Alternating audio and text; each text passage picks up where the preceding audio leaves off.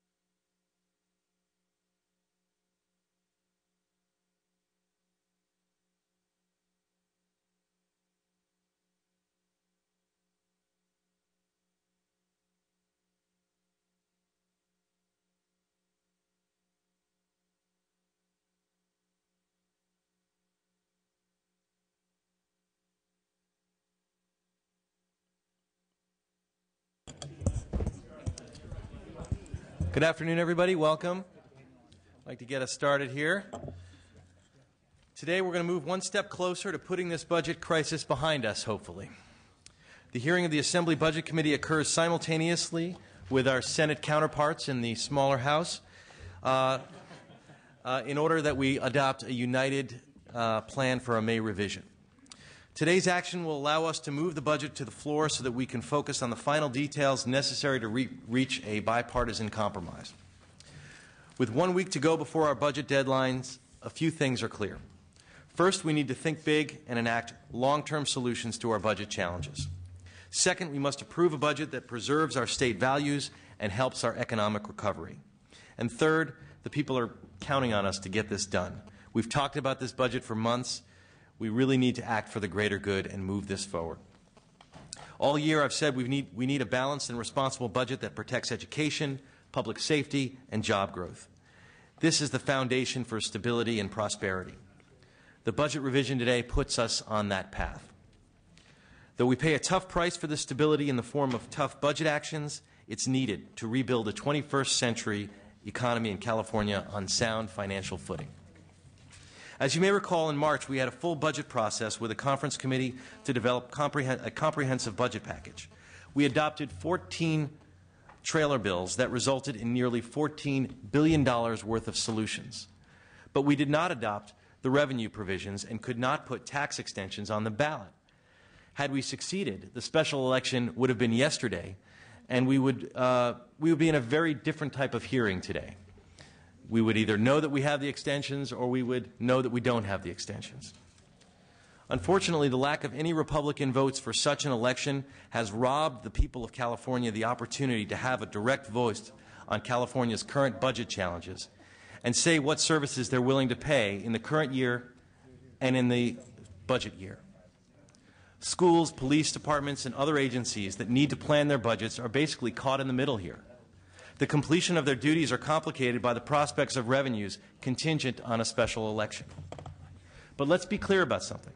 The budget before us does not assume that the people of California have been permanently disenfranchised from weighing in on their priorities in the state budget. This document assumes that we will get at least 4 Republican votes to extend the current taxes until the people can be given an opportunity to vote on them directly.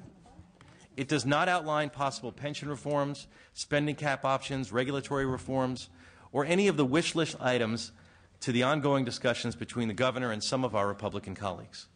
But we understand that some of those items may end up in the final package.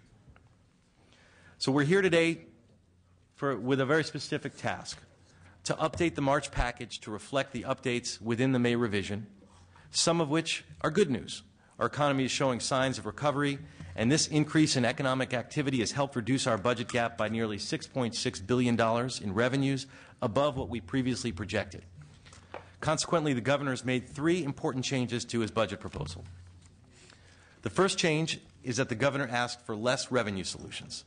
As a result, our budget plan no longer includes maintaining the income tax surcharge for the 2011 tax year or the full repeal of enterprise zones. Second change is that the governor chose to start paying down the debt with a $744 million repayment of special fund loans, which is a significant step toward getting our state back into fiscal health. And the third change is that the governor used the Proposition 98 portion of the new revenue to reduce K through 14 deferrals, further paying down debt obligations and helping school districts improve their finances. Both houses essentially adopted the governor's May revised framework, but the Assembly made one significant change. Instead of repaying special fund loans, we chose to pay off debt that's owed to our schools by paying down our Prop 98 settle-up obligation.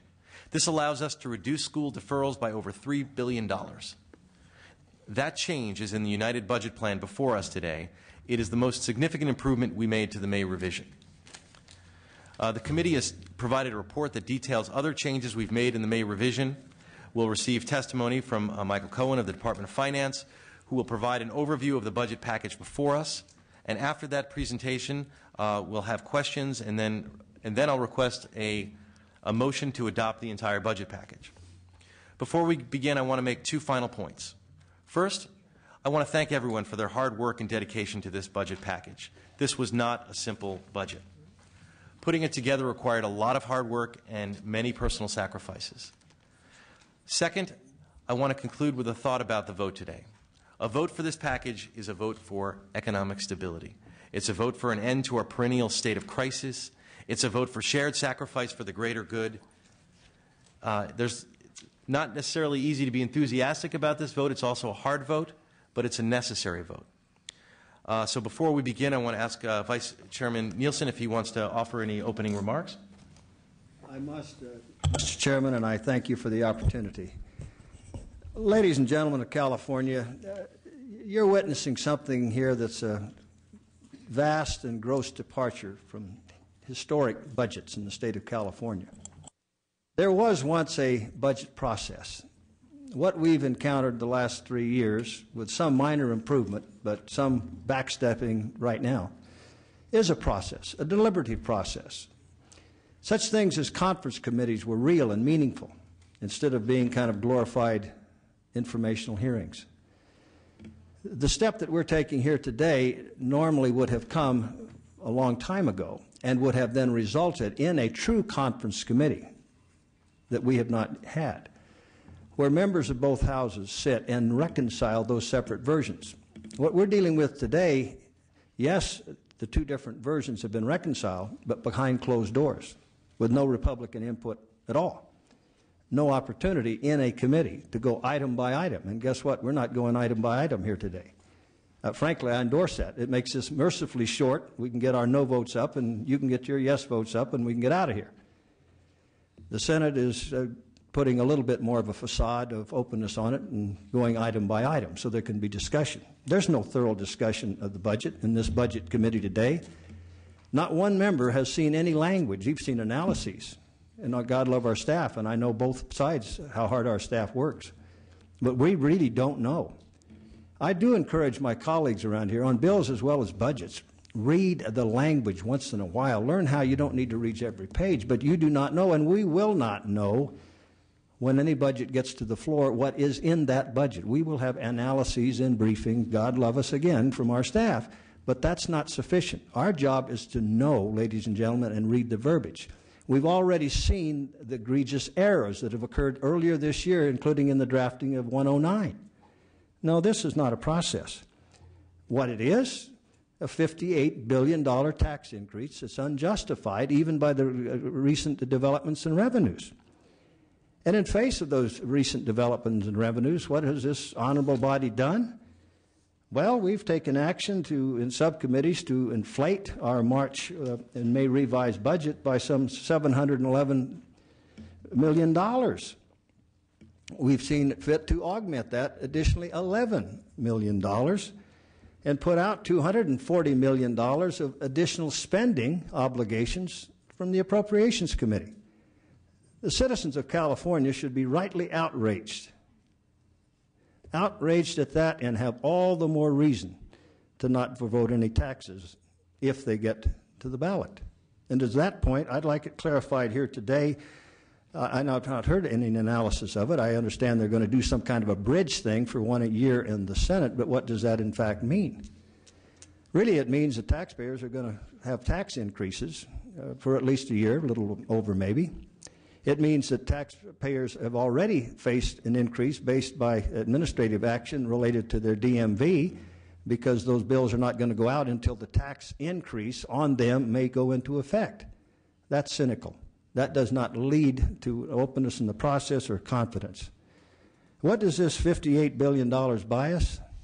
Tens of thousands, 106,000 by 2015, unrehabilitated inmates and parolees in our communities wreaking havoc. A realignment plan that will no way work, and ladies and gentlemen, I've been through several cycles, including one in 1992, and in the early years, I believe it was 2005, of the Schwarzenegger administration, something called the New Parole Model. They pale in comparison. The disaster that occurred, the carnage that occurred on the streets immediately caused those things to be rejected, and this will be too. It will be to do it before the blood hits the streets. So I suggest we proceed with the hearing today, make it very brief, put up our no votes. The only thing I can see is if we stop this budget train, and then we can truly have some bipartisan negotiations that have not now occurred. And my observations about the Senate, and I have nothing to do with that House anymore, but I do not believe that there are fruitful concessions on any of the, quote, reforms achieved on the Senate side, and we are being told here now, and have been previously, well, we'll do that later. No, ladies and gentlemen, we will not do that later. Thank you, Mr. Nielsen.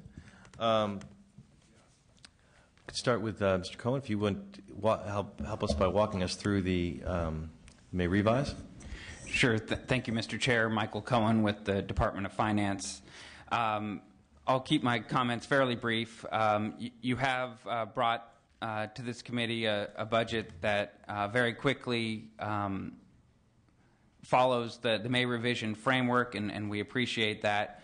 As you mentioned, the governor, in proposing the January budget, really took a even-handed approach to bringing the budget into balance. Roughly half of the necessary budget solutions on the spending side through reductions, the other half primarily through tax extensions. You did the heavy lifting on the spending side in March in adopting those cuts and other spending reductions, and the work left at the May revision was on the revenue side. Since March, there has been that uptick in revenues, $6.6 billion over 2 years.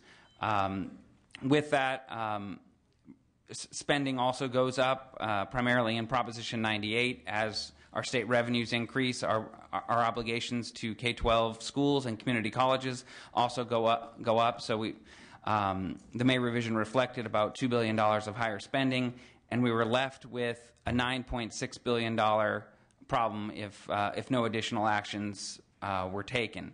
In addition to the short-term problem of closing the 2011-12 gap, the state would face a $10 billion ongoing operating shortfall, spending about $10 billion more than revenues under current law. And so in proposing the May revision, the governor really stuck to that framework.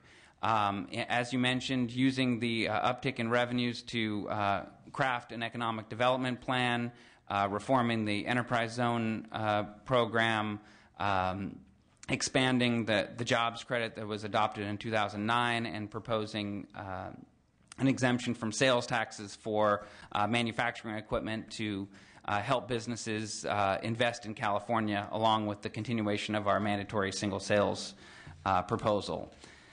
As you know, the election to let the people decide the state's future has been a key component of the governor's plan for bringing the state back into balance. And over the last few days, there's been quite a bit of conversation about what folks are calling the bridge revenues. Basically, how do you get to an election, since it would take at least 3 months from the passage of a budget package to get to that election.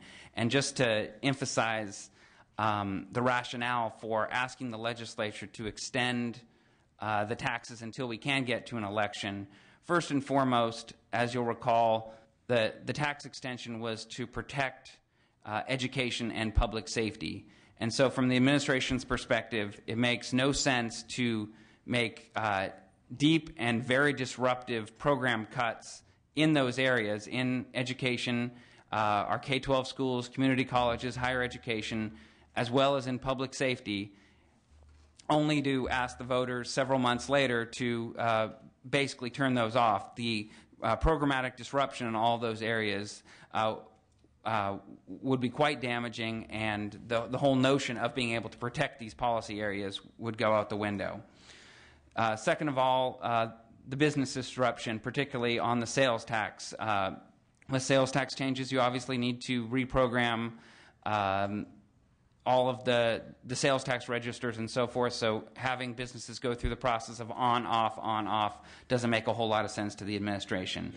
And then finally, on the importance of the extension of the revenues until we can get to that election is really a matter of having the state being able to pay its bills on a cash basis, being able to go out and finance the state budget so that we don't have to talk about payment deferrals or IOUs or those kinds of things. That the only way investors would have the confidence to loan us our external cash flow borrowing would be this extension of revenues until we get to the election. As the chair mentioned, another key component of the May revision was shining a light on all of the budgetary debts that the state has accumulated over the past decade. As it faced budget challenges, it tended to defer costs from one year to the next, borrow, adopt various accounting maneuvers. And so the May revision totaled that up at $34.7 billion and placed an emphasis on going forward, any new dollars would be dedicated to paying off those debts. The package in front of you continues along that path, as the chair mentioned, by using settle-up dollars that are owed to schools from underfunding of Proposition 98 in past years, and using those dollars to pay off the deferrals.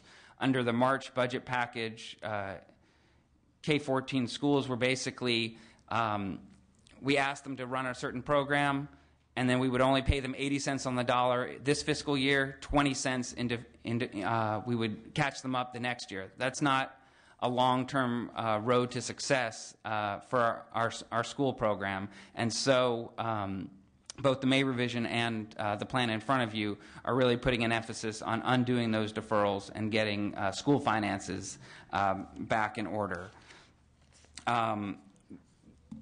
With that, why don't I stop?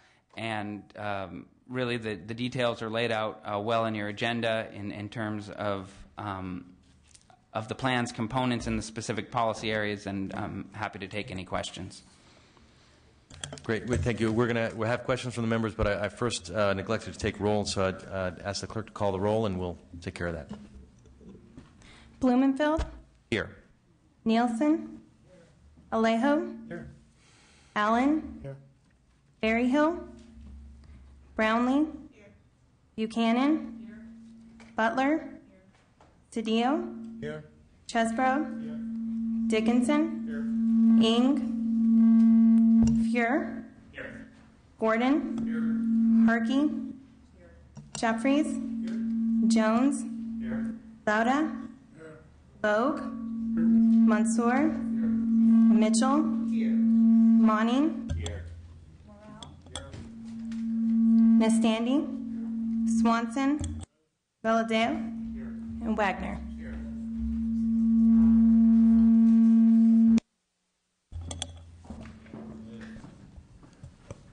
Okay, seeing that a quorum is present, we will continue. First question will be from Mr. Swanson and Mr. Logue. But obviously, all the members, everyone here is on a subcommittee. You've been aware of sort of, as we've gone through this process, this is basically an amalgam of what's gone on in the subcommittee process.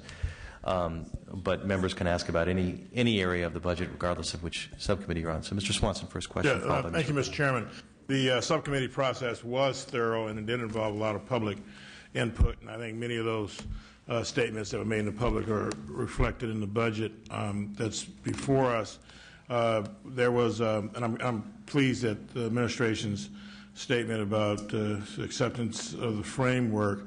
There have been slight differences, particularly in the area of child care, and this budget restores some of those changes, particularly the benefit to 11 and 12-year-old children. And I guess my first question to you is simply, can we expect that if this holds as it goes forward, that these differences are not going to be subject to blue pencil and the administration accepting this approach? It's just a straightforward question. Thank you, Mr. Swanson.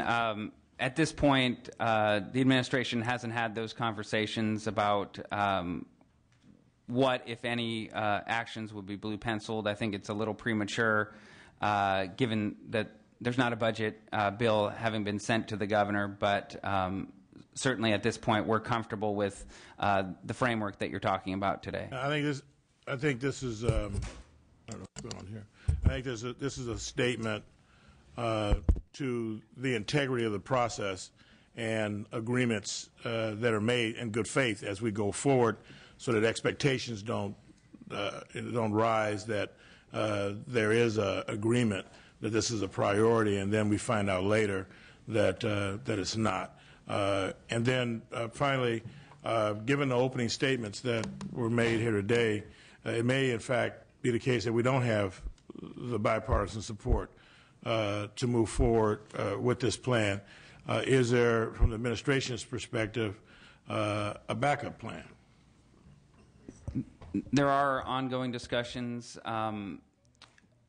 as you're well aware, and in putting the May revision together, we surveyed all of the options, and the May revision is where the governor settled, because it's, in our estimation, by far the best option.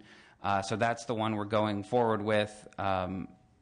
If we're not able to secure the votes, if you're not able to secure the votes to pass it, obviously second, third, and fourth best options would become part of the discussion. But at this point, the May revision framework, as you have it in front of you, we think is by far the best option. Yeah, well, thank you, Mr. Chairman. I just wanted to make sure that the changes that we made, particularly around children, are very important to us, and I think that if we make a change and we can agree in both houses and we send it to the governor, the integrity of the process, I think, is on the line for these particular statements of priority, and I'd hope that they would actually hold throughout the process. Thank you, Mr. Chairman. Thank you, Mr. Swanson. So next will be Mr. Logue, followed by Mr. Nastande. Yeah, I'm a little bit confused here. For a year and a half, the governor traveled the state of California, and he said under no circumstance would he approve of any tax increases or extensions unless the people voted for it. Are the wheels coming off that bus, or am I hearing this right? Is that? I don't believe they are. That in January, the governor proposed a budget that would have had an election before any of the taxes were extended. Obviously, the negotiations broke down in March, and that wasn't able. And so at the time of the May revision, we were left with all sorts of second-best options, and the governor is committed to that public election. He thinks it's absolutely critical for the voters to weigh in on the future of the state, and we really are at an important crossroads, and that he said he wants to have that election as soon as possible. But there is the matter of the time between now and whenever we can get an election set up, and the taxes would be extended to that point, and then either continued by the voters or turned off by the voters. I appreciate your answer. I don't agree with it, but my concern is this: is last year we had 14 million people apply for tax returns. 6 million didn't pay any taxes. So we're literally looking at almost a $60 billion tax increase on 8 million people to pay for the rest of the state. I'm really concerned about the rules of the game changing in the middle of the game. And I think that by trying to get this legislature to raise taxes so we can put something on the ballot, I mean, there's a good chance in my mind if we had got it on the ballot, it never would have passed. So we're assuming that it would have passed in order for us to raise our taxes, hoping that it'll pass in November. And just want to remind you, the last time we did this in 2009, the measure failed. So I'm very concerned about perception. What the public's going to see this as a shell game where we're shifting and changing the rules in the middle of the game, and I think they're going to regret this and turn this down. Thank you. Sure, and I think from the administration's perspective, we're looking for the public to have that opportunity to weigh in. This is the same sort of structure that was used in 1993 when Proposition 172 was extended and made permanent for public safety purposes. The legislature adopted a 6-month extension of that until such time. But the one big difference is the governor at the time didn't travel the state, saying he would not, under any circumstance, support a tax increase without a vote of the people. And I think that's going to be the cornerstone for an election if it happens in September or October. But thank you. Thank you. Next is Mr. Nastande, followed by Ms. Mitchell. Thank you, Mr. Chair. Of the new revenues that have come in, how much of that new revenue, or projected new revenue, is going to restore proposed cuts from the governor's January budget? Well, I mean, we tend to think of it as the March budget since that was ultimately adopted. So in the May revision, there was no restoration of any of those reductions. Well, let's go back to his first budget proposal, though. Before the May revision, how much money of the new revenues came in were used to restore funding that was proposed in the original January, or as you call it, March budget? Right. Those dollars were not used in the case of where reductions that were proposed in January weren't adopted by the legislature. The legislature found alternative ways to get to the same basic framework as January. So my answer is the same in terms of that the May revision wasn't making any of those restorations. As Assemblymember Swanson mentioned, there are some very targeted restorations in the package in front of you that total a few $100 million. But of the increased revenues, as I mentioned, $6.6 billion in higher revenues, about $2 billion of higher costs, most of that in Proposition 98 that are tied to the revenues. Almost $3 billion was actually used to reduce our revenue package, both by dropping the 2011 personal income tax surcharge, as well as moving away from our proposal to eliminate enterprise zones and instead look at a reform package. So you have between $2.5 and $3 billion that you've restored from these new revenues from a previous budget proposal. No, I don't think that's accurate. Well, how much for deferrals? You take how much and pay off deferrals that you weren't proposed to pay off earlier? We, unfortunately, in January had proposed $2.2 billion in new deferrals in K-12 and community colleges. Right. So the May revision reversed those deferrals. I understand. That's what the point the question I was asking previously was the governor's original proposal. How much did you change in the May revision? So let me rhetorically ask the question and I can answer it and we can move on. About over $2 billion. How much will the so-called bridge tax revenues be, assuming you have an election in mid to late September? Once again, that'll be about $2.5 billion. So you can really, without having to get those taxes, you can go back to what the governor previously had proposed, use that budget without having to have any bridge tax used to get your next election. But let me move on to the next subject, which is the Prop 98 guarantee. I wish we would be up front and say we don't like, not we, but let's say the majority of the governor does not like the Prop 92 formula going forward because of the $50 billion in taxes. Under the normal Prop 98 formula, schools would be getting about $20 billion. Under the governor's proposed new formulation, they get about $6.5 billion. That's about $13.5 billion cut to education on these new taxes. Is that correct? I think, first of all, just to your first point, in terms of if we kept those deferrals in place in Proposition 98, you would be underfunding the minimum guarantee. So you would either, I suppose, you could suspend the minimum guarantee I'm going back if to that's what the governor you're had proposed. Exactly, but since that point in time, revenues have gone up, so the minimum guarantee goes up. Under the Constitution, we have to spend that money on K-12 schools and community colleges. The governor's chosen to reverse deferrals because we think that's the most prudent thing to do. If you're suggesting a suspension of Proposition 98, that is another option. In terms of your question about dedicating the revenues to realignment and so that they're not factored into the Proposition 98 guarantee, that is true. The whole point of the realignment proposal is to basically take state revenues off of the state's books and put them into the hands of local government.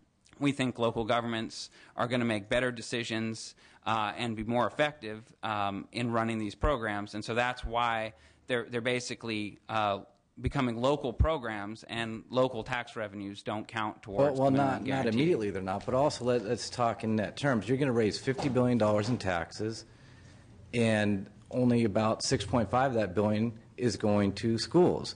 The Democrats and governors like to argue, don't cut schools, we have to fund education, but this funding formula goes backwards on education funding, and I think that's clear. I don't think you can refute that. I'm not following your math.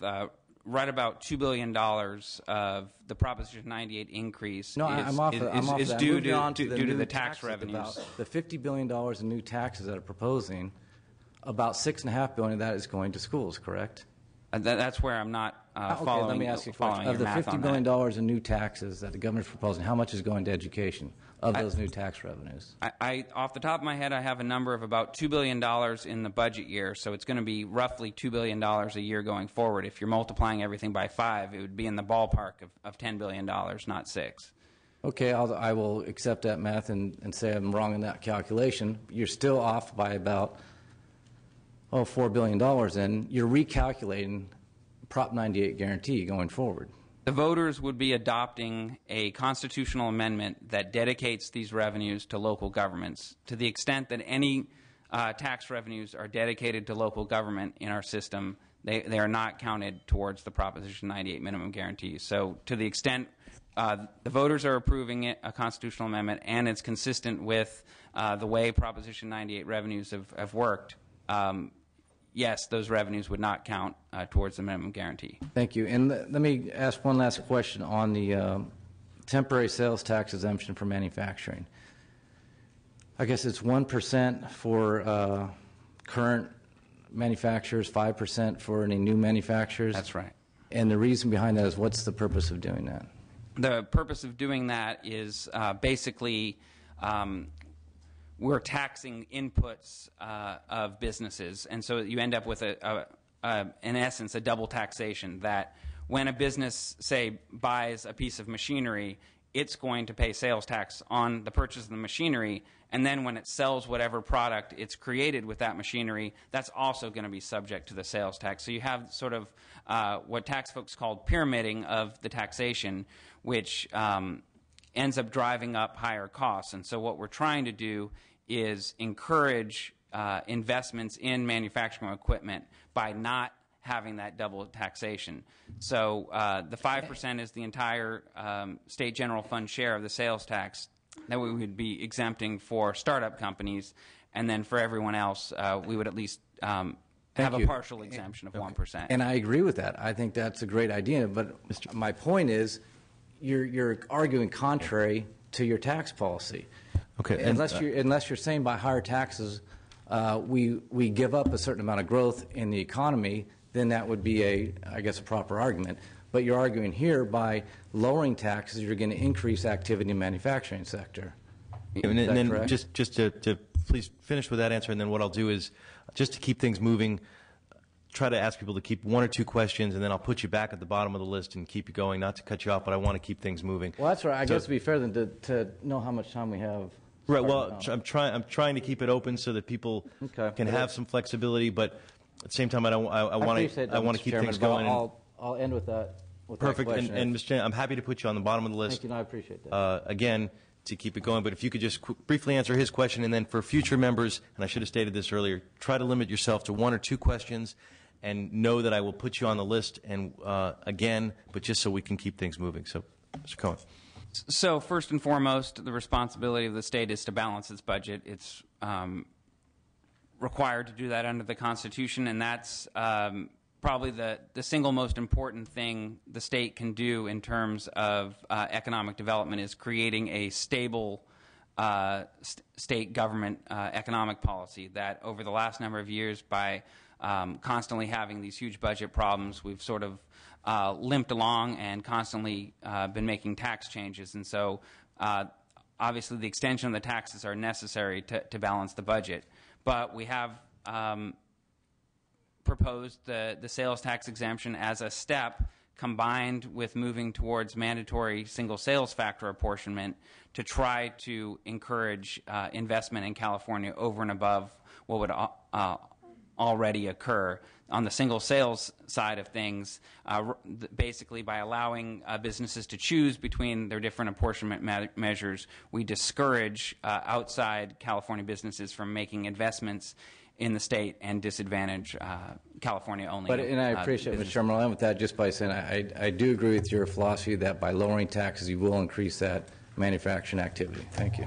Great. Ms. Mitchell, followed by Mr. Wagner.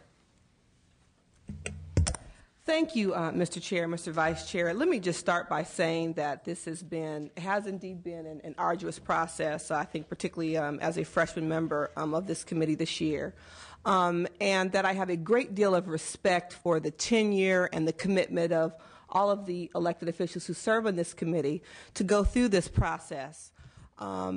Great deal of respect for those more seasoned policymakers than I who express their concern and commitment to the integrity of the process. I must say, however, that it's getting a little old to hear repeated accusations that we have not had the opportunity or taken the time to be fully informed about the decisions that we're here to make. Let me say, as a subcommittee chairperson and a member of a subcommittee,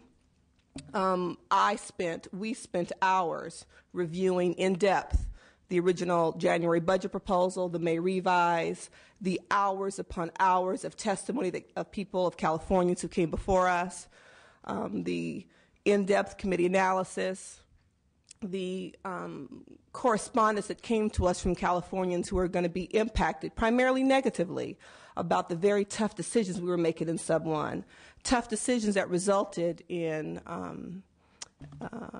almost half of the cuts taken in our March actions coming out of Health and Human Services, services that Californians rely on for real life and death situations. And so I can specifically speak to the members of the Sub 1 committee that we poured over the information, and I believe that all of us have had the opportunity to review critical documents necessary, as well as we've had the opportunity, primarily through the subcommittee process, to be directly engaged in the outcome and the documents that are before us. As we continue to have the conversation and try to develop a resolution to the budget dilemma we face as Californians, let me just say that looking at continued cuts as a way to balance our way out of this, Mr. Chair, particularly in the area of Health and Human Services, is not what's in the best interest of all Californians.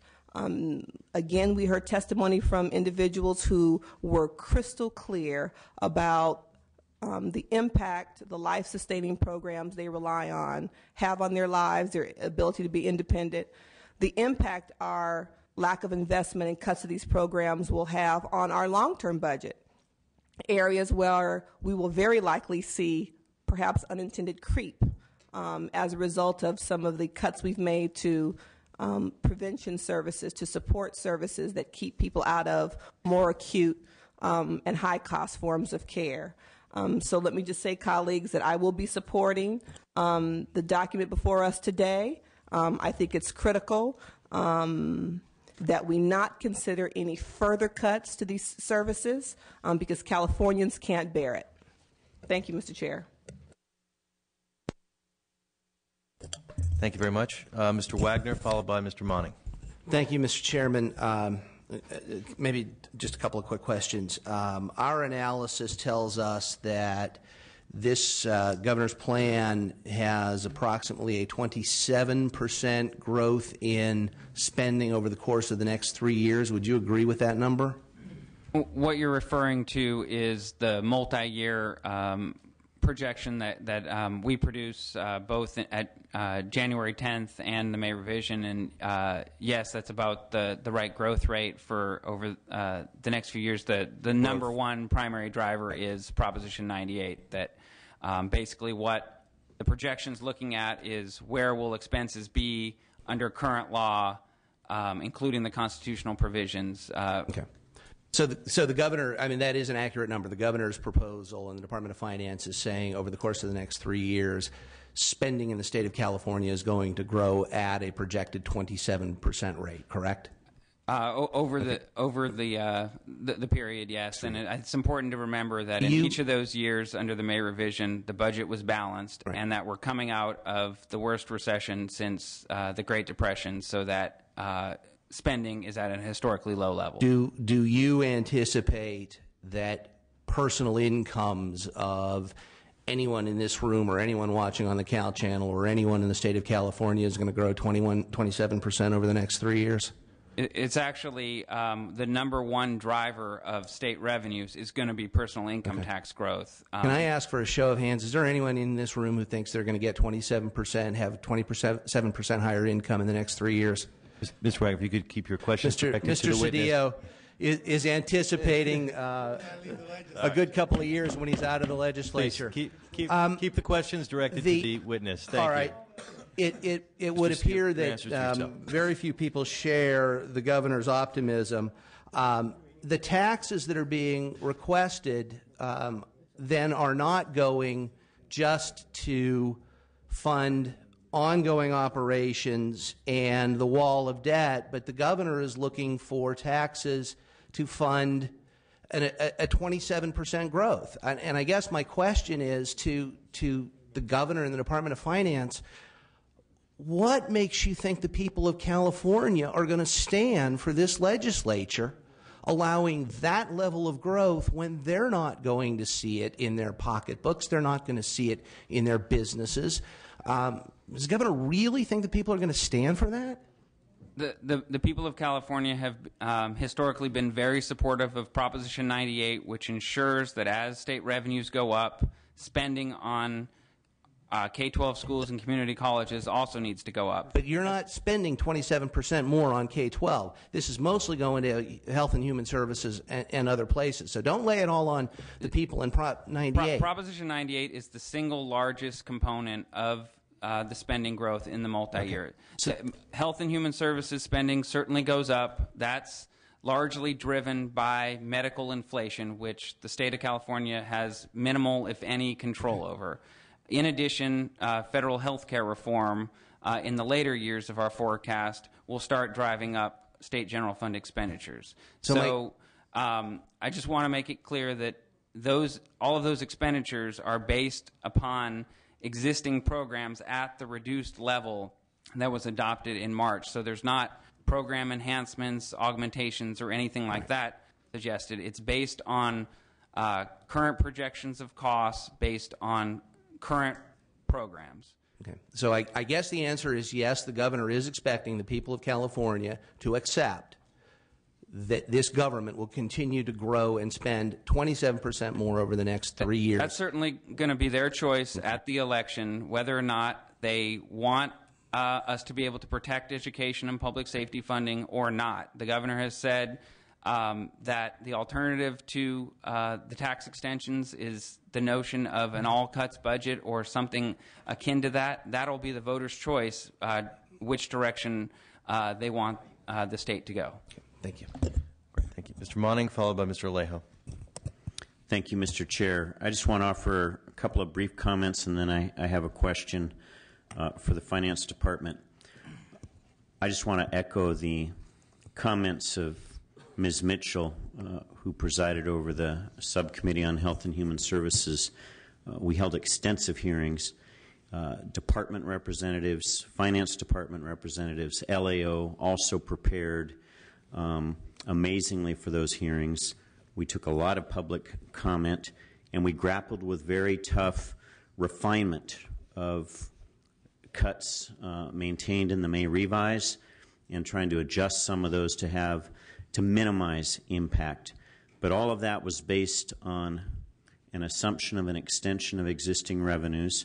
Some of that's been adjusted in the May revise, as was suggested in earlier testimony. I do find it somewhat disingenuous to suggest that the governor has violated his commitment to the voters when he made every effort and made it very clear that his preferred plan was to take this choice to the voters in early June. We did not have the solution-oriented votes to follow that path, and so now the pursuit is at some point in the future to continue with the governor's commitment of voters having that voice. My question pertains to that, Mr. Cohen.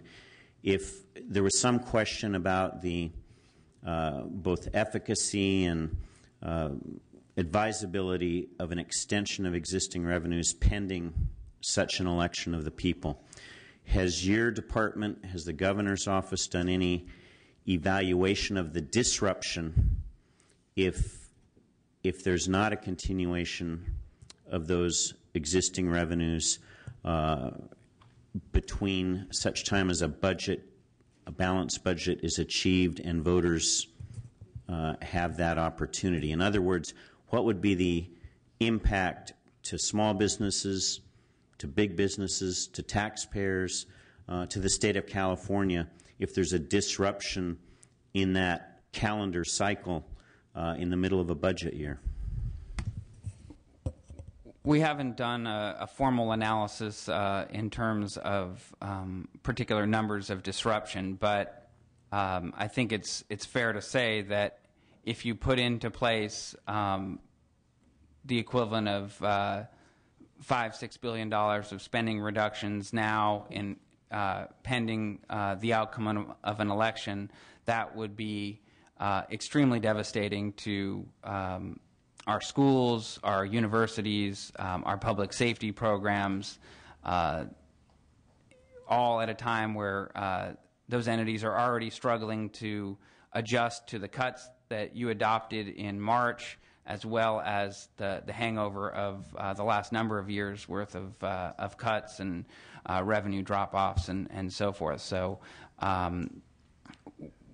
we've looked at other alternatives and frankly haven't been able to find one that provides any sort of level of stability for the state up until that election. Thank you. And similar related question, if there's not support for that extension, and if one of the governor's options in the legislature is all cuts, has your department evaluated an impact of an all cuts budget on education, public safety, human services? We have, and there's a short discussion of that in the May revision publication. So you'd be looking at about $10 billion of reductions. Our quick look at it was Proposition 98 would take roughly half of that, about $5 billion, which is equivalent to 5 weeks of our school year in the K-12 system, just to give you a sense of the magnitude of those. Obviously, in the health and social service area, you'd have even deeper reductions in the levels of services that people receive, the more they would have to pay for the same level of services. As we go about implementing the Supreme Court's recent decisions on our prison capacity, you would have much less money to fund services at the local level. Those types of impacts are discussed in the May revision document, and it's one of the reasons why the governor found it unacceptable and is seeking the election and the tax extension. Thank you. And finally, do you know if Governor Brown was informed at all in his budget construction by the leadership of former Governors Reagan or Wilson facing similar recessionary challenges? Certainly with Governor Brown, there's always a nod to history in putting together his proposals, and as I mentioned, Proposition 172 in 1993, basically this is the same model where we had an existing sales tax. It was due to expire. The legislature extended that sales tax for 6 months pending an election. The voters approved Proposition 172's half-cent sales tax for local public safety. Thank you, Mr. Cohn. Thank you, Mr. Chair. Mr. Alejo, followed by Mr. Gordon. Thank you. And I did want to say and agree with Mr. Manning that a lot of work over the last few months has been done by members of this committee trying to reach a balanced approach, a sensible approach that's going to preserve a lot of the critical services for our communities. And I think the public has been asking us to reach that point. And I know time is of the essence these next few days to reach some agreement here. And I'm glad we're having this hearing. I'm glad to see some of the changes that have been done in this budget proposal that we're considering during this hearing. Changes I think that will help the lives of working people in our communities, including the child care for the 11 to 12-year-olds, the changes for child-only CalWorks, some good changes that I think will have a drastic improvement on the lives of the people that we represent. But there was, and I want to agree with Ms. Mitchell, there's been long hearings, hundreds of people coming from all over the state to provide input on these very tough decisions that are before us. But one particular concern that I don't think has had the full vetting is the proposal on the enterprise zones. And I'm a co-author with Assemblyman Manuel Perez on a bill, AB 231. It's a comprehensive set of reforms that included the input of many different stakeholders, input that was gathered over hearings over 2-3 years and was put into this bill.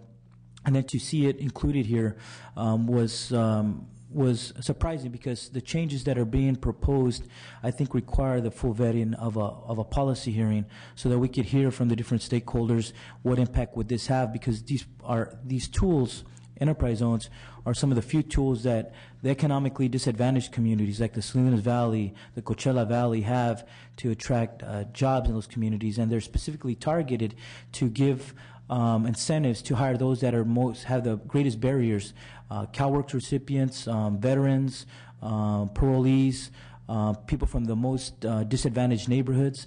And I don't think we've had that opportunity to fully vet these proposed changes because they're very significant, drastic reductions that haven't had that input. And allowing the Jobs and Economic Development Committee to be able to hear this bill and have it move through the process. So if you could give us your thoughts on that, on how this got placed before us. Sure. Certainly the review of the governor's proposals and the process for that is in the legislature's purview, so I won't comment on that. I can comment, however, on the administration's vetting and review of proposals. Since we proposed eliminating enterprise zones in January, we've heard from countless numbers of stakeholders and interested parties. We participated in the legislature's hearings on our proposal, received feedback there, and all of that information went into our enterprise zone proposal for the May revision, in which we wanted to certainly make improvements in the program, but we heard the legislature's desire to keep the program. And so what we've tried to do in the proposal is focus on where there's a net incremental increase in the number of jobs created, so that we're not compensating employers for activities that they would have already done on their own, or in some cases had already made the hiring before they even knew about the program, and then years after the fact we're simply claiming the credit. The purpose of the Enterprise Zone program was to encourage the hiring of new employees, and we think the May revisions proposals get the program moving in that direction. But if there's a vehicle that has the most comprehensive set of reforms to enterprise zones since its inception, why not allow that? Why not allow the reforms to enterprise zones be handled through that vehicle and allow it to get the full vetting in the policy committees? As I said, that's really the legislature's process decision, and the governor at the May revision put forward what he believed was the best policy, and obviously within the context of balancing a budget, we count on roughly $100 million of increased revenues from our enterprise zone proposal. Thank you. Thank you. Mr. Nestande. Thank you, Mr. Chair, for allowing me a second round here. And I forgot to compliment the governor and the administration on what they've actually done. I agree with that. The majority party is reversing, which is the elimination of K through 14 mandates. The majority has put those mandates back in. I appreciate the governor's efforts on that. Also, the welfare lifetime benefits, lowering it from 5 years to 4 years for a savings originally scored in the governor's proposal of $698 million down to $150 million per year because of the elimination of only adults, taking out adults with kids down to 4 years, which most states do. So I appreciate the governor's efforts on that. My one question, though, I have left is, why moving the healthy families to Medi-Cal? Why are we doing that? That's really driven by federal health care reform, as well as an interest in making our state's health programs more efficient, and we think we can do that better by combining the two programs. So it's really a combination of preparing for federal health care reform over the next few years, and looking, as we are in the rest of the budget, looking for ways to operate government more efficiently. Basically, health care reform made healthy families an entitlement like Medi-Cal, and so whereas originally the programs were much different, and it made sense, I think, to have them separate, given the changes in the healthcare world. We believe it makes the most sense to. Thank you, but I disagree, because I've seen a study that right now the eligibility process for healthy families is about, I think it's about $380 per person. I'm sorry, about $170 per person, but the eligibility process for Medi-Cal is about $380 per person. So the cost for the eligibility is much higher in Medi-Cal than it is in Healthy Families. So I think you're going backwards on that proposal. And my question back to you, have you done a thorough analysis of it? Because what you're doing, to be honest, is you're taking it out of Healthy Families contracts out to do that eligibility process, correct? And before you go there, just to note, we adopted this concept in subcommittee, but it's not really part of the unified plan. It's going to take longer to get that rolling. So I want you to have your question, but it's not. It's not part of the budget then to do that? It's not explicitly part of the unified plan as is. The concept is there, but it's going to take some time to work out. Well, I mean, but are you putting it in place so, regardless how long it takes to implement it, you're starting that process though, right, in the budget? In concept, it's been started, but I'm saying it's one of those. It's one of that process that's going to take some time. I mean, so you can answer the question, but I don't want us just to spend that much time on it because it's really not. Well, I don't know why we have it explicit in there. But okay, please continue. Certainly, we'll continue to work with the legislature on the details of that. But we do think, at the end of the day, it's a cost savings measure, and certainly in saving money, there's less payments out there to the healthcare world, but that's a reduced cost for the state. Yeah. Would on prison construction, would you consider an emergency to construct prisons? Because in Riverside County, where I live, we have a federal kick there, meaning you put prisoners back down. We're already under a mandate that we're over capacity, so we're kicking out people. So you're literally going to put these people on the streets in our community. So my question is, would the administration commit to an emergency program to construct prisons? The administration's committed to the continued implementation of AB 900. Nothing's happened, though. That's the problem. This was when we, in 2009, we changed the language to allow bonding. Supposedly there was a glitch in language where we couldn't bond. We fixed that. Nothing's been done. We are moving forward with the various plans. We're also moving forward with funding local facilities.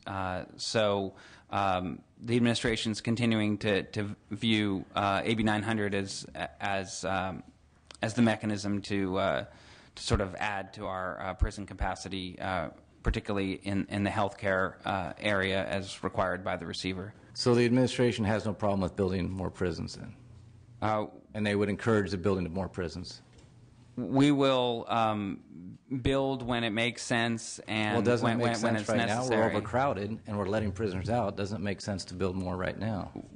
We think it makes much more sense to have the local communities handle the lower level offenders, including service dollars, so that we can get better outcomes, use evidence-based services, I understand all that, and reduce the recidivism rate. Sure, but do we, and I agree with that, but do we have, I guess, an agreement that we have overcapacity and some people still need to stay in prison, but we don't have the capacity to do so, so therefore we should build more prisons? Well, okay, and then what's the key issue in prison capacity is often the level of the offenders, sort of level 1, 2, 3, 4, or 5, and so really what we're doing is undertaking an analysis as realignment is rolled out, figuring out which beds are at the right level, and certainly we're in a constant reevaluation of what the state's facility needs are. But AB 900 is the way we think we're going to move forward in terms of prison capacity. Great. Well, thank you, Mr. Chair, for the time. Okay. Ms. Harkey, followed by Mr. Nielsen. Thank you. I know you're back here again, but you'll recall when many of us came in 2008, I believe it was, we were on our third budget vote by this time. So, for those of you that are new to this process, you're getting it pretty easy. We had same legislature. It's the same legislature. Didn't matter. You guys just can't stiff this one as easily. So anyway, what I'd like to get to is the realignment. I think we've kind of gone over and over again, but one of the problems that I have with the realignment is that the policy is not connected necessarily to the funding. What we're doing sending, if it were, we should be seeing somewhat of a, we're realigning so we can reduce state expenses, so that and then the tax increases are supposed to go to local government, but the state should have some savings, and the state is not experiencing savings, which we've heard. So I have a very, very difficult time with that, and also with the AB 900 piece that we just heard. This is just something new to my question point. AB 900 has a maturity date, does it not? I believe we have a drop-dead date on that. That sounds familiar, but there's different pieces of AB 900, so I think I checked with our treasurer, and I don't want to be misquoted. I may be wrong, but I think it's by 2013-14 we have to use that. And I do know that we don't have any plans to really do anything but medical facilities, and I think we need a lot more than that. So I would support strongly what Mr. Nastandi is saying, because our locals are going to need capacity. They've cut from their own. They've closed facilities, and so, because they're trying to balance their budgets, and now we're going to be sending more people down to them and not reducing anything at the state level. So I have a real issue with that. I mean, shared pain is fine, but the state's not sharing in any. And I've said that before. I think you're trying to be business friendly when you said that you were going to keep the sales tax extension because the businesses then wouldn't have to go through the machinations of changing their equipment. Is that what I understood? Assuming that we're having an election as soon as possible, my point is that it's not going to make a whole lot of sense to ask businesses to reprogram for July 1st and then reprogram again after an election this fall. Okay, that ought to get us off the, 49th or whatever, worst state to do business. That ought to pump us up. I don't want to be too sarcastic, but I think the reason that we're doing this extension or pretend debt extension is because the last time we raised taxes in 2009, the people rejected the extensions. Now, what is your backdrop here? What are you going to do if the taxes are rejected a year from now? Well, I think, as the governor said, our goal is to have an election as soon as possible so that we know where the state is headed as soon as possible. But the alternatives aren't very pretty, and so it's the governor's desire to make sure the voters understand the consequences of either extending the taxes or looking at an all-cut scenario where, as I mentioned, the $5 billion number for our schools, as well as reductions across the rest of state government, are going to reduce services well below the level that people have. I understand. We provided a budget proposal of which some of the ideas, most are the ideas were actually scored. Is any of that going into this budget, this governor's proposal? Well, I think as the governor said at the May revision release, there were a number of components of that budget plan that either didn't pencil out, would take years to implement, and so I think one piece that is consistent with the governor is the notion of fully funding the Proposition 98 guarantee.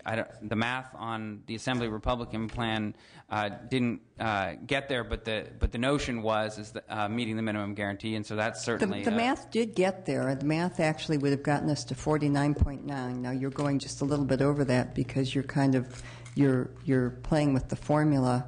And I understand that, but we were going to be over what was allocated the year before. So the math did get there. The taxes are polling extremely low, and we all know that. And we have a majority vote budget availability by Prop 25. So I think you need to think of some kind of a backdrop, and we've offered suggestions from the Republican side. Be glad to offer them up again. They were scored. Many of them were former LAO suggestions. A lot of them were our own that actually got scored.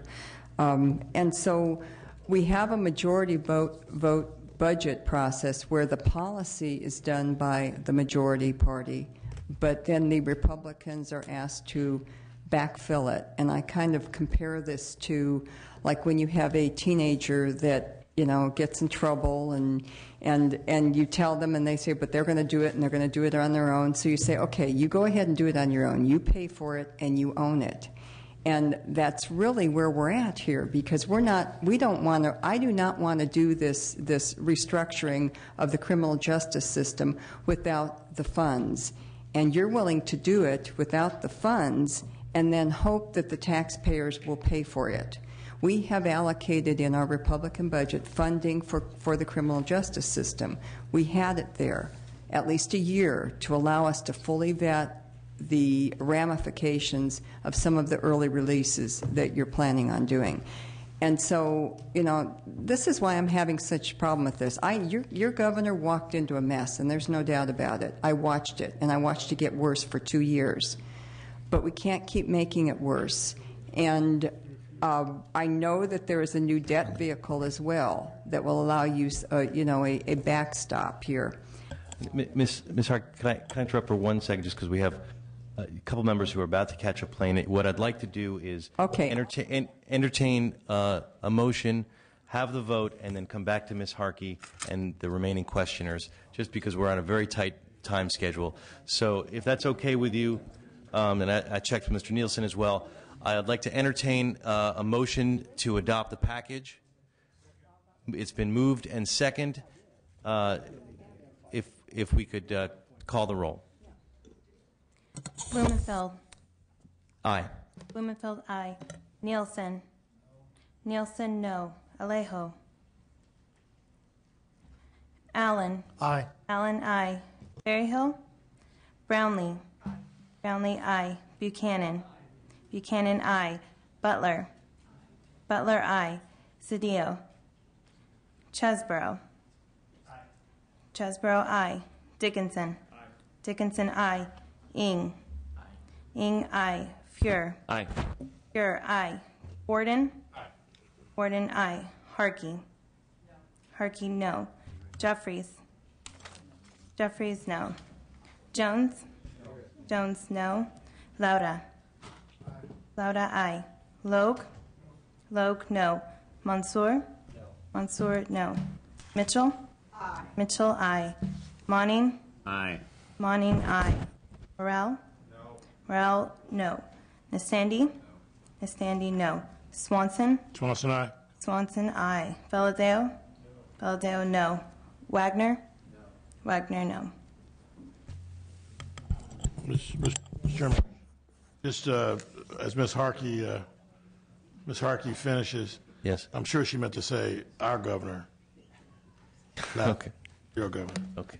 Under our Constitution. I'm not claiming him. He doesn't claim us. He at least knows which side he's on. See? Let's go through the chair on these questions. Okay, let's continue with Ms. Harkey. Continue your question. Okay. Well, what I really wanted to find out is I know that the financial people in this House are not just waiting and holding their breath for a couple of votes. They've got some backup plans, and we witnessed one of those bills through the House. So what is the difference? Can you tell me or get back to me what the difference would be? Because you're trying to actually pay off your RANDs. If you could you need your $10 billion with the temporary 1-year tax increase. What would be the difference in interest rate on the RANDs versus that new bill we just passed, SB 1408, that sells like preferred stock at $25 increments, allows us to enter the market in the securities. We haven't accessed that yet, obviously, but it is an option that I know is on the back burner. So if you could get back to me with that, I'd appreciate it. Thank you. Great, thank you. And just Ms. Harkey also has mentioned, you mentioned a lot of the Republican plans. I don't know if any of those has been put into legislative form, but we'd love to see if any of those have been in legislative Sir, we would love to have legislation done on our plan. That would be wonderful. Would you really assign us No, a... in fact, they have been, and they've been defeated in committee. Have they been defeated in committee, each one? Well, I'm only in one committee, only in one sub. But we've got some great plans, and you need to look at them. Because what I've they're seen is doable, and they've been scored. I know what you've seen, but what we're telling you kind of what is. I know you're sheltered, but I appreciate that you asked. I would love to see those plans actually fleshed out. But next questioner is Mr. Nielsen. Mr. Chairman, this is a very specific question, and it probably cannot be addressed to finance. If maybe staff, if they know, could simply answer through the chair. Okay. It's related to Chapter 1, Item 965, the payment of claims and judgments against the state. This is an issue that I raised in committee and was approved with bipartisan support. The Department of Corrections and the Department of Mental Health has done it too. I'm sure other agencies shifted $100 million that the legislature and the governor had approved in the budget to use for other purposes than the legislature and the governor had determined. In other words, they just made their own unilateral choice. Instead of coming to the budget committee and the legislature, they went to the California Victims Compensation and Government Claims Board, got that board to approve $100 million. Now, that may have been an appropriate move, but I argue that it's an end game by the bureaucracy, and it's an integral way to do so. When we tightened up on these deficiency bills that I talked about a little bit ago, that we weren't going to let them overspend and just say, pat them on the head and say, oh, gee, you need some more money, here it is. So they then used this venue. This language doesn't even prohibit it, which was my intent. But the language that we did insert very simply requires some accountability of over $500,000 that the committee, the budget committee, would know about this. And not here, and I thank you, Mr. Chairman, for that, but on the Senate side, I understand this language is going to be or has been taken out. Do we know whether that language is now in or out that we had formally approved? Do you know the answer to that? That language is my expectation is that it would come out, and I can speak to the rationale for that. Is really as you mentioned. Several years ago, the legislature and the administration were tightening up the deficiency process, turning that into a supplemental appropriations process. And the last administration made a decision in conjunction with the legislature that these payments were going to be deferred through the claims board. It's not the way that this administration is approaching things, that this year there is a supplemental appropriations request from the Department of Corrections, given that the last budget underfunded them by over $400 million. But in reviewing that specific language, the Claims Board and the administration found it unworkable, and that we need to allow the board to process claims that have legitimately been brought to them. But in terms of your broader policy rationale, I think you've seen a change in this administration in terms of when we have costs that exceed departments' appropriations, we're going to acknowledge them, come forward to you with a supplemental appropriations request, and give you a reason for that shortfall in their funding. Well, what you characterize, sir, as underfunding, what you characterize as underfunding, I think most human beings would characterize as overspending. And knowing that agency, that is a certainty, indeed. And the governor could have simply waited and blue penciled the language, but I don't happen to appreciate this kind of action. And it emphasizes one of the points that I've made here several times this year. There is no trust. There is no trust.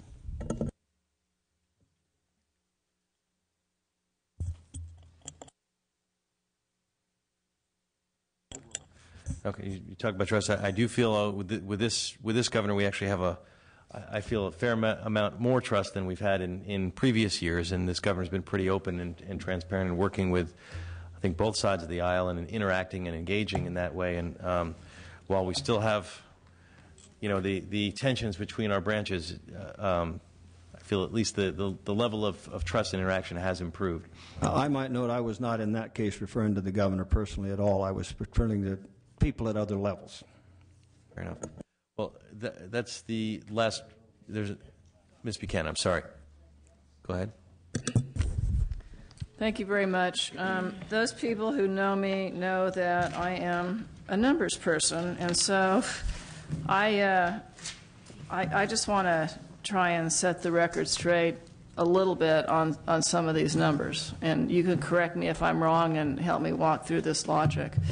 We're looking at projected revenues next year of about $90 billion, correct? That's correct. Right. Now, based on all the numbers we've done, I believe it's in the governor's budget. I did my own analysis, some people know, a year ago. We have about $20 billion in accumulated borrowing from special funds and revenue anticipation notes to date, correct? That in terms of on a cash basis. On a cash basis. At yes. some point in time, we're going to have to repay if we want to get our budget back to the place that it should be. Sure, and this, as the controller staff pointed out this morning, that it's been about 5 years since we've sort of had a zero balance on those things.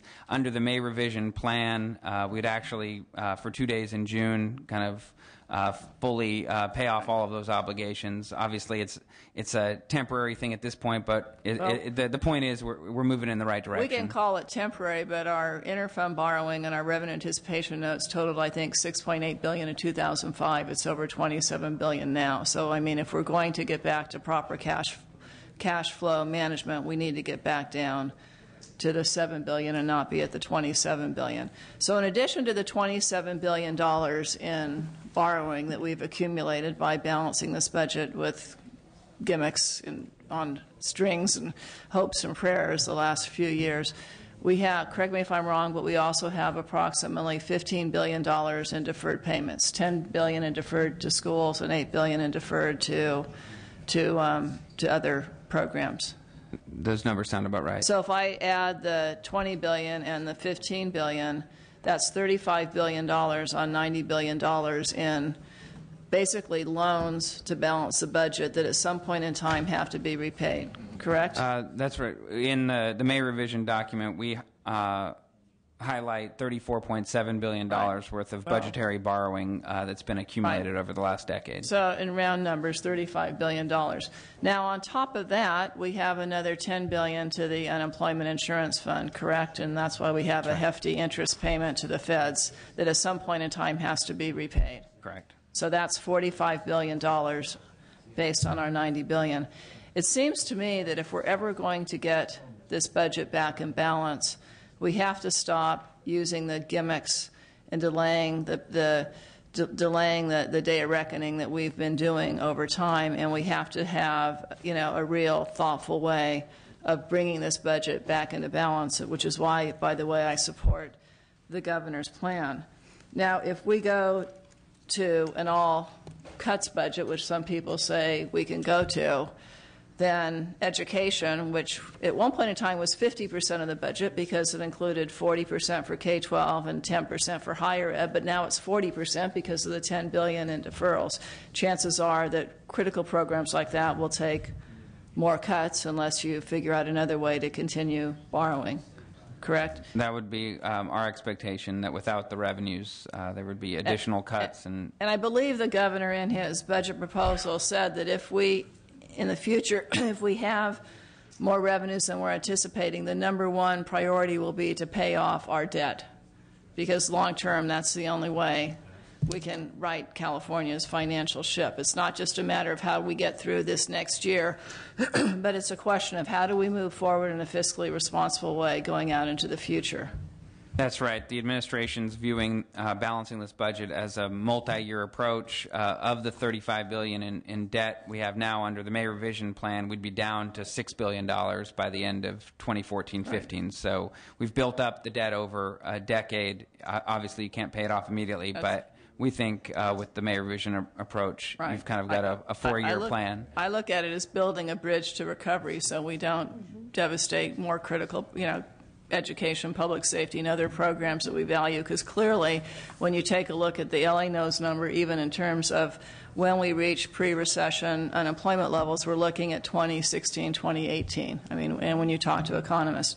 Now, when I look at the Republican budget, and I'm great that we have some shared values in terms of not cutting education, but when I look at a $500 million saving for waste, fraud, and abuse, I look at a $1.1 billion savings from Prop 10 and Prop 63, which the voters rejected once before, and which we believe we might lose in court. When I look at $400 million savings by shifting prison care to UC, which we don't even know if they could handle it, and I go on, it seems to me that what we're doing with that is the same thing we've been doing with budgets, hoping that we're going to be able to generate savings without actually knowing that. We saw that in my first year. We saw that both years we did the budget, and which is one of the reasons we're ending up in a deficit situation in 10-11 and having to carry over that loss. So I just have to say that I don't think any proposal ought to be based on income that we think we should get or we want to score on a piece of paper with actually not even knowing where the savings is coming from. And then lastly, the point I'd like to make about revenue, Mr. Wagner, because when I read the budget and the LAO and all of that, I was trying to figure out where does this 29% come from. So, you know, the only way I can get it is if I take away the temporary revenues we have today and use that as our base instead of what we're actually spending today as our base. Because if you go and you go out 3 years in terms of, these are right from the LAO report on the budget projections, if you go and take 2014 revenues and divide it by 2011-12 revenues, that's a 9% increase over 3 years. So I read the entire governor's report. I walked out twice, as you saw, to get these reports from staff because I didn't see that anywhere, and I know I would have picked it up. But when I'm looking at the LAO projections, whether I'm going out just 3 years from now and looking at 2013, 14 over now, where we're going, I don't even come close to that.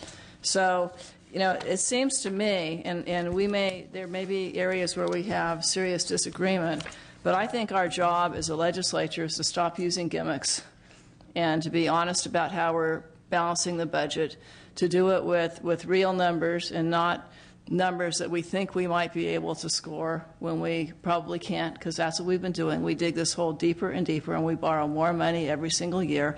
I think it's the best we can do for business, because if business sees that we're serious about dealing with our finances, it's going to be a signal to them that it's okay to invest in California again.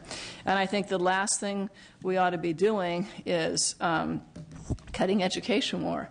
And we may agree that it shouldn't be cut, but without having some way to bridge the recovery in this state, I don't know how we avoid deeper cuts. And when you take a look at K-12 education, we're $2,500 per student below the national average. We have the highest class sizes, the fewest counselors, the fewest librarians. Any of us can go to any of the school districts within our assembly districts and see the cuts that have been taken. And little Johnny can't come back 5 years from now when we're at pre-recession employment levels and repeat second grade. He needs a quality education today.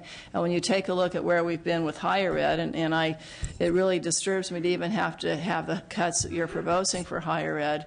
But you know, we are not just sacrificing our children's future, we're sacrificing the economic future of the state if we don't deal with this budget in an honest manner. And dealing with this budget not only means balancing in a credible way next year, but it means laying the foundation so we can start to pay down this mountain of debt and have the state on sound financial footing going forward.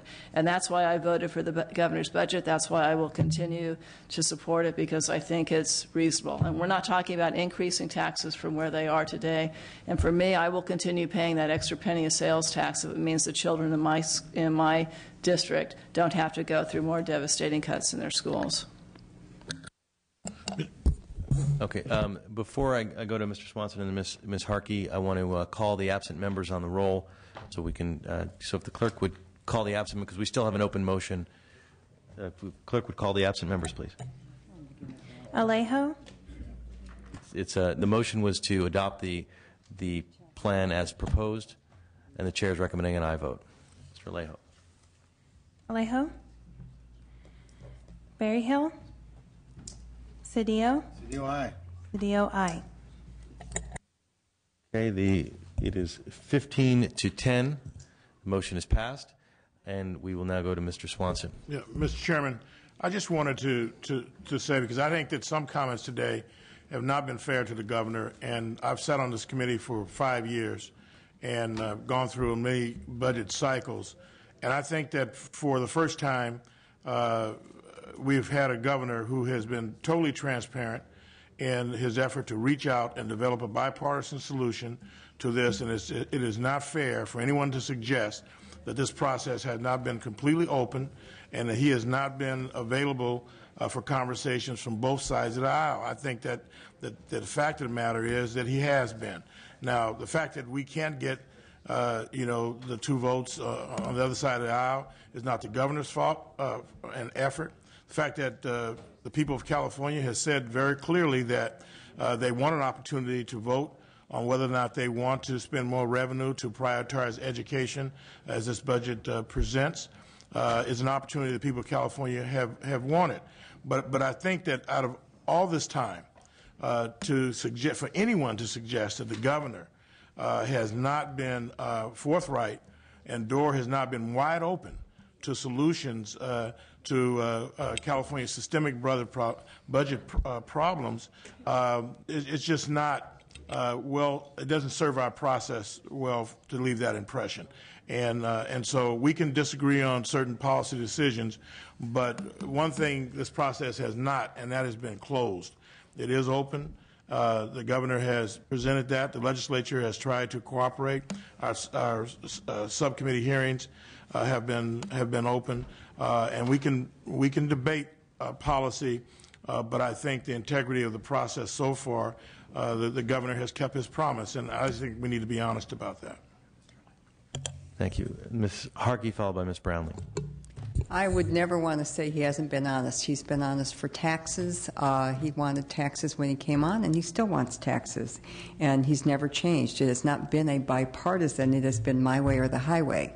And there's one thing I will say about this governor. At least you know where he is. And so with that, I salute him. I do not like his plan. I will not vote for his plan, and I hope that we don't get votes for his plan because the people will not support his plan. I think we know very well by the polling that we're getting. And that's why when Republicans suggested that we get true pension reform and true spending cap on the ballot, that was immediately turned down because it was polled that the pension reform and the spending cap would pass, but the taxes would not, and that would probably have put our governor, in a worse position. So I just want to be clear on that. And Ms. Buchanan is a numbers person, as am I, and I would gladly share my Excel spreadsheets. I know where she's getting her numbers, and I would gladly share mine. I have them from the governors, from DOF, from you. And so I know where the spending is actually increasing over the years. And one of the items that we're saying in waste, fraud, and abuse, we have scored several items for that. So there were no games with the budget that we presented, and I kind of resent that would be the appearance of. There were no games there. One of the backfills that I think you're going to have to reconsider in the governor's budget is a fudge factor of the redevelopment monies. It's scored at $1.7 billion. Now, the Legislative Council has said that much of the policy was unconstitutional. We got that letter back. And redevelopment agencies have been moving a lot since. So I don't think the 1.7 is going to be there. And I think that will definitely be challenged, and we know that will be challenged because we have a Legislative Council opinion that it will be challenged, and the cities are waiting for the Prop 22 challenge letter to come. They are asking. I asked for that as well, and I have not received that. So that is another fudge. I appreciate what you're doing, but to say that this is a bipartisan effort, it's not. It is a Democrat effort. and it is a Democrat policy and will be supported by Democrat taxes and whatever they want to do. And that's fine because they have a majority vote budget. So they need 41 votes out of our House to pass something. They need 21 on the other side. I wish them luck. You know, it's important to the integrity of the process that if we want a majority vote budget, we have a majority vote budget. So the pressure has been on Republicans because I do not believe that the Democrats want to walk the plank alone. If the governor would have had 52 votes for his tax increases, he could have easily a few months ago called a couple of us off, but he didn't. So I think we need to be honest as to the integrity of this process. And I hope that after the polling and after seeing the lack of policy contributions from the Republican side, that we do not have Republican votes for this. If anybody does it, they're crazy. So I appreciate the effort, and I don't blame the parties at all. I blame the governor. He's doing what he wants to do. And I hope he can carry it off with the votes on his side of the aisle, because that's where the power is, that's where the votes are, and that's what needs to happen. Thank you. Ms. Brownlee. Thank you, Mr. Chair. I just wanted to align my comments with Ms. Buchanan's. I agree with everything she said, and we don't necessarily agree all of the time, but her closing comments, I just want to say, me too. And I hope that there's a change of heart over the next few days, and because I do believe that California got into this dilemma because the national economy took a huge downturn, and California was in a structural deficit, and so it was like the perfect storm for California. And California was hit really hard, harder than other states in our nation. And we are looking at a window of opportunity that we are looking at right now, and it's a window of opportunity that will not exist next year or the year after. Well, this opportunity is now, and I do support the governor's proposal and the architecture of this budget, and I hope that there is a change of heart, because I think the only opportunity for us to move forward with a budget that over the next 5 years will get us out of a structural deficit that we're in, that the economy will become healthier and California's budget will become healthier, that this is the opportunity. And I just hope very, very much that there's a change of heart and that we can move forward with a temporary tax solution in this architecture. And if there is any spending growth that goes forward on this, please understand that this is not programmatic growth that the state of California would be going towards. It would be going towards a backfill of debt, and it would go to a backfill with regards to public education in terms of restoration. And we've got a long ways to go to restore education just to get to the same levels that we were several years ago. And so, again, I just hope that this is a window of opportunity, that I hope this legislature doesn't turn its back on it, that there is a change of heart and we can move forward on this budget proposal. Thank you. No, we've been very indulgent trying to get everyone to be able to speak as much as they can. Mr. Stande, you have an additional question, and I want to, in the spirit of keeping this hearing as open as we possibly can and transparent, go ahead with your next line of question. Thank you. Could I ask Mr. Taylor to come up to answer a few questions on education funding? Mr. Taylor is there. If you're willing to join us for a moment, just a question to direct to the LAO. Thank you. My question, and I wanted to ask if you could clarify, because maybe I probably didn't understand it correctly, but with the governor's tax plan going forward, what's the difference between what education funding would receive under the normal process of Prop 98, X amount of revenue, well, they're projecting $50 whatever billion new revenue. What would normal education funding be versus how he's configuring it, going basically around Prop 98 to what they will receive in that circumstance? Is that question make sense? Hopefully.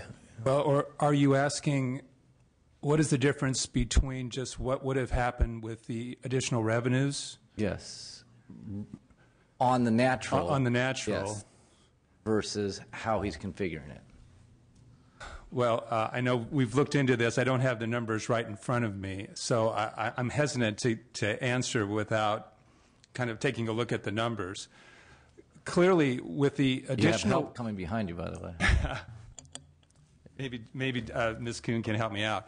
I think it's important to remember that the governor's proposal resulted in an additional $2 billion in educational spending in January because of the tax proposals. Correct. The new revenues that came in. The new revenues that would come in if Paid the off voters deferrals. approved the tax proposals. Now, if you just take away the tax proposals and think, well, what would have happened with just the additional revenues? You would have had a significant increase. I don't know if that would have been above where we were, but it would have been close. You would have had a similar large, an increase. You might have been in roughly the same place. Can I But interject Jennifer, for 1 minute? You wouldn't have had an increase. The new money for education is coming from the new revenues.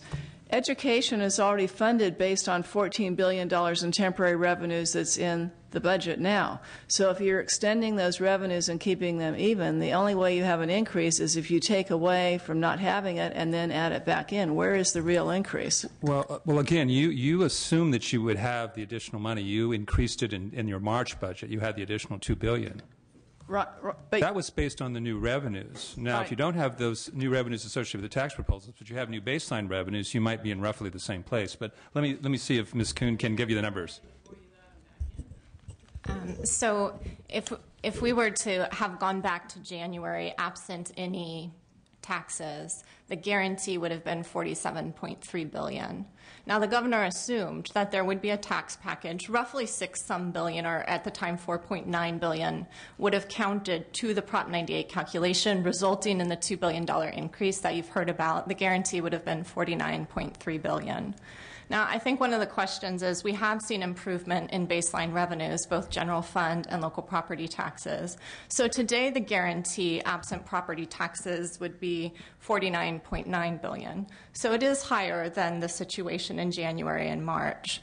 Now, if the taxes were to be adopted, as finance has suggested, the guarantee goes up further, and it's along with all of the other policy changes in the governor's plan, $52.3 billion. So there's a variety of ways you can make these estimates depending on your assumptions with taxes. But again, the taxes will drive up the guarantee to whatever extent that they're raised. I'm trying to project out through the 5 years. Are we asking the same thing here? Like, where would it be, assuming a 5-year tax extension, where would education be on the natural? Once again, if you had a normal Prop 98 guarantees with $50 billion in new revenues coming in versus how he's recalculating it in this so-called pushing it down to the locals.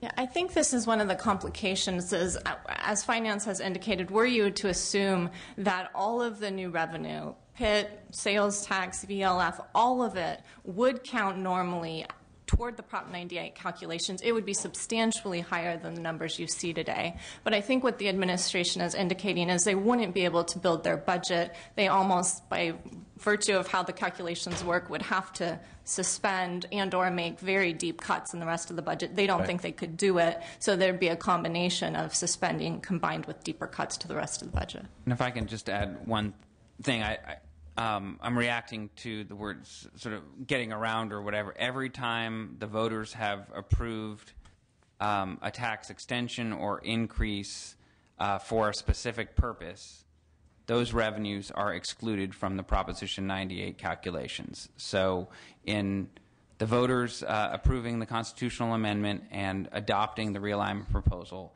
it's consistent with every tax increase or extension that's been adopted since Proposition 98 was adopted by the voters in 1988. Okay, I understand, but you're up front, and I just want to clarify that we're redoing the Prop 98 normal process by how he's constructing that amendment then? I would say no, that we're following the exact same procedure we've followed every time there's been a tax adopted for special purposes. The formula for 98. Each time you do it, you're saying you're changing the formula. The formula changes every time our revenue estimate changes. So we redo the Prop 98 calculations, but we redo that every time we do a revenue forecast. So every January 10th, every May revision, we're redoing Prop 98. And so, okay, I get, that's not my point. My point is that you're saying we're going to take these 55 billion new revenues, whatever, and we're going to count that as well. It's really not coming to the state. It's going to the counties or whomever to distribute there, correct? So you're bypassing that Prop 98 guarantee by doing that, correct? And I'm reacting to your notion that this is somehow a change in policy or process, that every time that's happened in the last 23 years, it's been treated the exact same way, that Proposition 98 runs off of general fund revenues, and when revenues are outside of the general fund, they're excluded from the inputs into the Proposition 98 calculations. Okay. Okay. One last question. How much to finance? What's the proper reserve amount you would see going, once again, off that 5-year budget? How much do you see going into a reserve account? What's the proper amount? Whether percentage of the total budget, or what do you think? Sure. So both in the January 10 governor's budget and the May revision, we were targeting roughly a $1 billion reserve. It was just under $1 billion in January. 1.27, I think, was the number at the May revision. So in that ballpark is the level, given where we are sort of in trying to balance a budget. Obviously, it would be desirable to have a greater reserve, but at the same time that you're struggling to balance a budget, $1 billion based on realistic projections of numbers we feel is prudent. Going in our out-year projections, each of the years we would have an operating surplus, so that $1 billion reserve would stay and grow slightly over the next 3 years. So it just grows on interest or whatever, it doesn't grow on more money coming in? It would, every year in which we were running an operating surplus, that additional dollars would go into the reserve. But our projections in 2 out of the 3 years were less than $100 million of higher revenues than higher spending. So say just for if you had a $50 million operating surplus in a particular year, a reserve would grow from $1 billion to $1,050 in that instance. And from Ms. Kuhn, if I can, this will be the last question. Then we can move it to a sidebar discussion if you wish. But I do want to close this hearing down. All right. On the temporary, if there is a tax extension, what amount? Oh gosh, I lost my train of thought. You threw me off, Bob. That's what I do. On the tax extensions, how much? Oh gosh, never mind. Close it out. I forgot. Well, you can continue as a sidebar. I'm going to leave the roll open for a moment for any members. There's a couple of members who may want to add on, and then we'll close it out. But the hearing is adjourned. Thank you very much, witnesses, for your participation. And I think we can all agree we all had a very thorough discussion, and every member was able to ask all the questions that they wished. So anyone who wishes to add on, please come to the desk. Thank you, Bob. Great. Thank you.